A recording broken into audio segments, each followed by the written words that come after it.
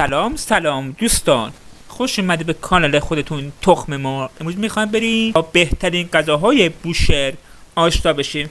قبل از که بریم لایک و ساب یادتون نره. شکرپور بوشهر از برنج، شکر، زعفران دم کرده، آب، گلاب، خلال پسته درشت میشه. برنج خشک کرده را آبکش میکنیم، شکر و گلاب و زعفران دم کرده را روی برنج میریزیم و کاملا مخلوط کرده. و وقت شکر آب شد و به خورد برنج رفت و طعم شیرینی به آن میده. و طعم شیرینی گرفت. بعد از دم کشیدن در ظرف ریخته و با خلال پسته تزیین میکنیم. میگو پلو بوشهر موادش از میگو، برنج، پیاز، پودر سیر، زعفران، ادویه ماهی، نمک و فلفل، تمر هندی درست میشه. پیاز رو در روغن تفت میدیم، میگوها رو اضافه کرده، نمک و فلفل و ادویه ماهی و تمر هندی هم به مواد در حال تفت اضافه میکنیم. 8 دقیقه تفت پس زعفران رو اضافه کرده و روی حرارت میذاریم. برنج رو آبکش میکنیم. بعد از ریختن روغن کف قابلمه 2 کفگیر برنج میریزیم. بعد مواد رو روی آن پخش میکنیم. این کار رو تا تمام شدن همه مواد انجام میدیم. حالا آخر برنج میریزیم تا میگو زیر بمانند و خوب دم بکشه. روی حرارت کم میذاریم. کعبه بوشهر از مواد گوشت چرخ کرده، بلغور گندم، پیاز، ربه گوجه فرنگی، بادام زمینی یا گردوی خشک شده. بلغور خشک شده را کنار میذاریم آبش کشیده بشه. پس با پیاز و ادویه گوشت داخل میکسر میریزیم. بعد با دست ورز بدیم تا کاملا یک دست بشه. درون ظرف دربسته به مدت نیم ساعت درون یخچال میذاریم. مواد داخل کعبه: پیاز را خرد کرده رو تفت بدیم تا طلایی بشه. رب با ادویه و به ترتیب گردوی از بادام زمینی زیر شوکش را اضافه کرده هم میزنیم، ولی زیاد تفت نمیدیم. در آخر هم به اندازه یک نانگی از مواد گوشت برداشته با دست گرد میکنیم، وسطش رو سوراخ میکنیم، مواد داخلش میریزیم، به شکل بیضی در میاریم.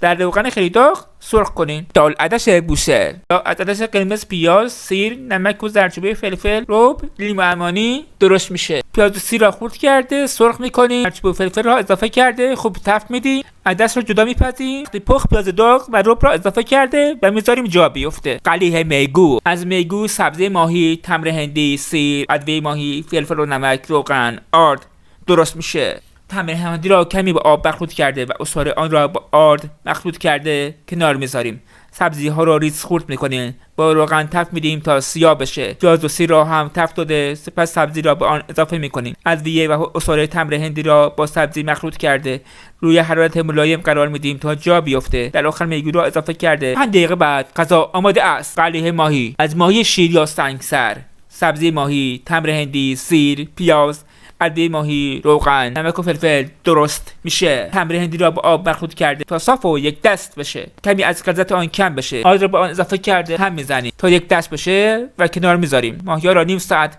با ادویه ماهی مزه‌دار میکنیم. پیاز را در حد نرم شدن تفت میدیم و سبزی ریز شده را اضافه کرده به حرارت ملایم تفت میدیم تا رنگ آن سیاه بشه. ادویه ها را با مواد مخلوط میکنیم. حالا سیر فراوان را به همراه ماهی مزه‌دار شده اضافه کرده و در آخر تمر هندی هم به مواد قلیه ماهی افزوده و میذاریم حسابی جا بیفته و روغن پس بده. بعد از 40 دقیقه غذای شما آماده است. دمی لخلاخ: از ماهی شیر، برنج، سیر ریز خرد شده، پیاز بزرگ، لوبیا چشم بلبلی، تمر هندی هرد شده در آب، شوید یا شنبلیله، روغن، نمک و فلفل درشت میشه. برنج 2 ساعت خیس کرده. پیاز و سیر ریز شده را داخل روغن تفت میدیم. ادویه و سبزی ریز شده را اضافه کرده خوب هم میزنیم. لوبیا چشم بلبلی و تمر هندی را به مواد اضافه میکنیم و خوب مخلوط بشه. ماهی را با آب میذاریم بپزه. بعد از 20 دقیقه حرارت خاموش میکنیم. برنجی که خیس کرده بودیم را درون قابلمه با مواد آماده شده با آب میذاریم بپزه. آب برنج کشیده شد، ماهی ها رو روی برنج چیده و در قابلمه میذاریم تا دم بکشه. بعد از 20 دقیقه غذا آماده است. تیمک بوشهر: از بادمجان، لوبیا چشم بلبلی، تمر هندی هرد شده در آب، پیاز، ادویه، روغن. لوبیا را جدا میپزیم.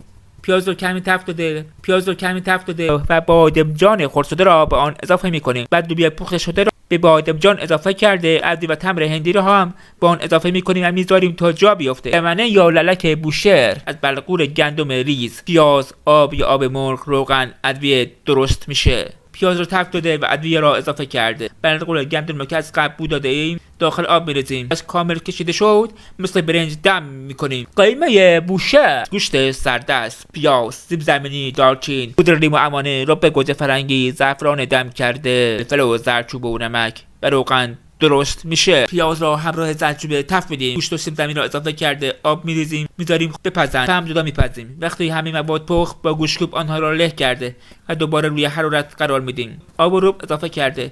وقتی جا افتاد در آخر هم لیمو عوانی بهش اضافه میکنیم. آشه بوشه از لوبیا قرمز، گوشت، پیاز، تره، شوید، ادویه زنجبیل و فلفل درست میشه. گوشت را با پیاز میپزیم، لوبیاها را جدا میپزیم. در آخر سبزی و ادویه را به گوشت اضافه میکنیم. به لوبیا را دور ریخته و لوبیاها را داخل مواد گوشت میریزیم. بعد از پختن همین مواد آن را با گوشت کوب میکوبیم تا کاملا له و کشدار بشه. بوشه از میگو همین نگینی خورد شده رو به گوجه فرنگی، پیاز، سیب، گشنیز، روغن زیتون و ادویه تشکیل میشه. پیاز و سیب را با کمی روغن زیتون تفت میدیم.